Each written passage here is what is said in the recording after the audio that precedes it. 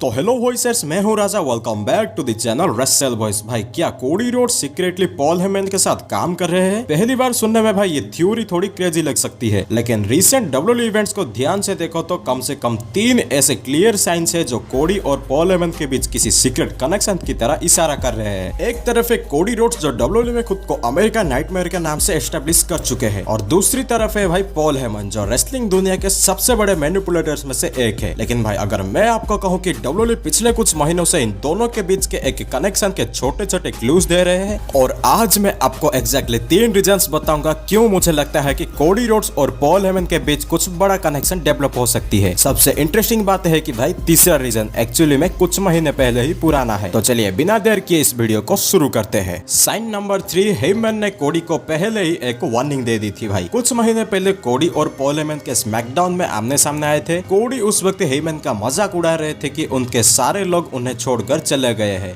और अब वाइजमैन अकेला रह गया है।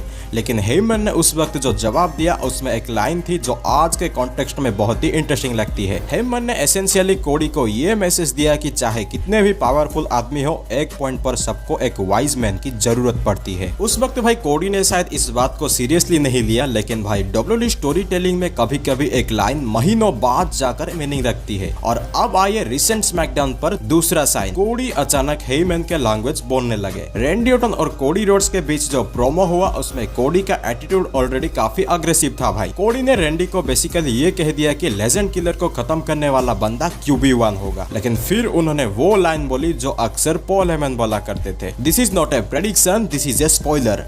अब भाई ये चीज मुझे इंटरेस्टिंग लगती है। ये सिर्फ कोई रैंडम सेंटेंस नहीं है, ये पॉल हेमन की सिग्नेचर कैच फ्रेज है। भाई तो सवाल ये है कोडी ने एग्जैक्टली हेमन की लाइन को ही क्यों चूज की? क्या डब्ल्यूडब्ल्यूई वाले फैंस के साथ बस एक लिटिल ईस्टर एग खेल रहे हैं, या फिर कोडी के कैरेक्टर में सच में कुछ चेंज हो रहा है? क्योंकि अगर आप कोडी के रिसेंट बिहेवियर देखो तो भाई वो पहले वाले स्माइलिंग अमेरिकन नाइटमेयर जैसे नहीं लग रहे हैं। उनके प्रोमोस इंक्रीजिंगली अग्रेसिव हो रहे हैं और रैंडी ऑर्टन के अगेंस्ट उनका एटीट्यूड ऑलमोस्ट डेंजरस लेवल तक पहुंच गया है। भाई और यहीं से मुझे थर्ड क्लू सबसे ज्यादा इंटरेस्टिंग लगा। तीसरा क्लू, पॉल हेमन के पास अब कोई भी परमानेंट क्लाइंट नहीं रहा। भाई पॉल हेमन को देखो, वो द विजन से अलग हो चुके हैं। नॉर्मली पॉल हेमन किसी न किसी टॉप सुपरस्टार के साथ अटैच रहते हैं, ब्रॉक लेसनर हो या फिर रोमन रेंस या फिर द विजन। वाइजमैन का रोल ही रहा है कि भाई वो किसी न किसी डेंजरस सुपरस्टार के पीछे खड़े होते हैं और उसके करियर को और बड़ा बनाते हैं। लेकिन अब पॉल हेमन खुद एक इंटरेस्टिंग पोजीशन पर है। भाई डब्ल्यूडब्ल्यूई हमें करंटली ओबा फेमी और ब्रॉन बेकर की स्टोरी में पॉल हेमन को दिखा तो रही है, लेकिन क्या हो अगर यही डिस्ट्रैक्शन हो? क्या हो अगर डब्ल्यूडब्ल्यूई हमें जानबूझकर हेमन को ओबा और ब्रॉन बेकर के आसपास दिखा रही है ताकि कोई ये क्वेश्चन ना करे कि बैक स्टेज कोडी रोड्स के साथ कुछ चल रहा है? और भाई यही मैं एक और पॉसिबिलिटी देखता हूँ, कोडी को अब एक वाइज मैन की जरूरत क्यों पड़ सकती है? उनका टाइटल रेन भी खत्म हो चुका है, रैंडी ऑर्टन के साथ उनकी राइवलरी भी भाई पर्सनल हो चुकी है और उनका कैरेक्टर इंक्रीजिंगली एग्रेसिव हो रहा है। अगर डब्ल्यूडब्ल्यूई कोडी को एक डार्कर, स्मार्टर और थोड़ा मैनिपुलेटिव अमेरिकन नाइटमेयर बनाना चाहती है तो पॉल हेमन से बेटर टीचर कौन ही हो सकता है? भाई और इमेजिन करो भाई,